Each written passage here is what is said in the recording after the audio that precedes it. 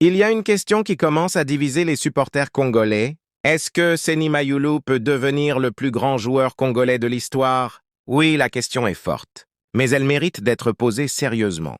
Parce que depuis quelque temps, son nom circule de plus en plus. On parle de son talent, on parle de son intelligence de jeu, on parle de son potentiel. Mais le potentiel suffit-il pour devenir une légende? Aujourd'hui, on va analyser cela calmement, sans exagération et sans sous-estimation. Commençons par comprendre qui est vraiment Seny Mayulu. Seny Mayulu est un joueur qui se distingue d'abord par sa maturité sur le terrain. Il ne joue pas comme un jeune joueur pressé, il joue avec réflexion. Il observe, il analyse, il prend des décisions propres. Sa vision de jeu est l'un de ses plus grands atouts. Il ne force pas les actions, il ne cherche pas toujours le geste spectaculaire. Il privilégie l'efficacité. Et dans le football moderne, cette intelligence fait souvent la différence. Mais attention, avoir du talent et une bonne vision ne garantit pas une carrière légendaire. Beaucoup de jeunes talents prometteurs ont disparu après 2 ou 3 saisons. Pourquoi? Parce que le très haut niveau ne pardonne pas l'instabilité. Maintenant, comparons avec les grandes figures africaines. Quand on parle des plus grandes légendes africaines, on parle de joueurs qui ont marqué l'histoire du continent. Des joueurs qui ont dominé dans leur club européen. Des joueurs qui ont été décisifs en sélection nationale. Des joueurs qui ont porté tout un pays sur leurs épaules. Ces joueurs ont gagné des trophées. Ils ont été réguliers pendant plusieurs années. Ils ont su gérer la pression médiatique. Ils ont répondu présent dans les grands matchs. Pour que Seny Mayulu atteigne ce niveau, il devra faire plus que montrer du talent. Il devra être constant.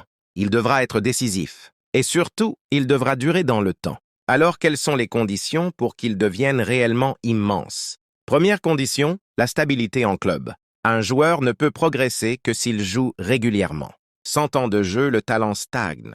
Il doit s'imposer. Il doit convaincre ses entraîneurs. Il doit gagner sa place et la garder. C'est la première bataille.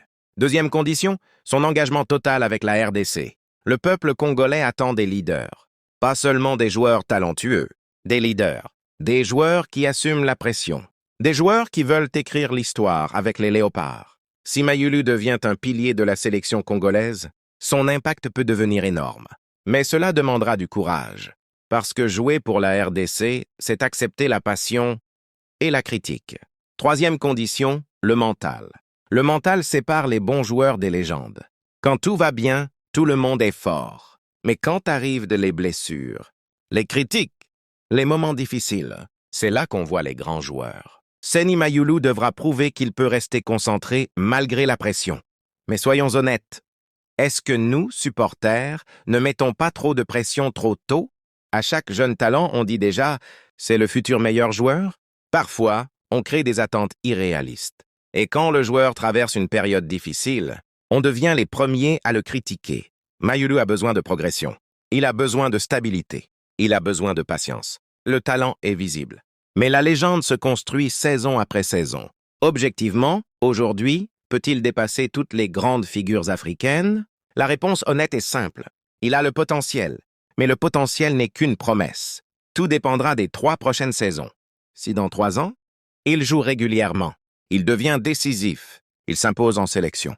Alors oui, on pourra commencer à parler d'un futur géant africain. Sinon, il restera simplement un bon joueur talentueux.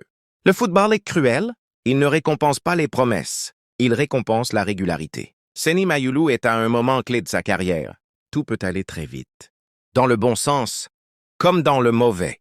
Mais une chose est sûre, le talent est là. Le potentiel est réel. Maintenant, c'est à lui d'écrire son histoire. Et vous? Pensez-vous vraiment qu'il peut devenir le plus grand joueur congolais de l'histoire? Écrivez oui ou non en commentaire. Je veux lire vos avis. Et si vous aimez les analyses sérieuses sur le football congolais, abonnez-vous, parce que la RDC mérite qu'on parle d'elle avec ambition.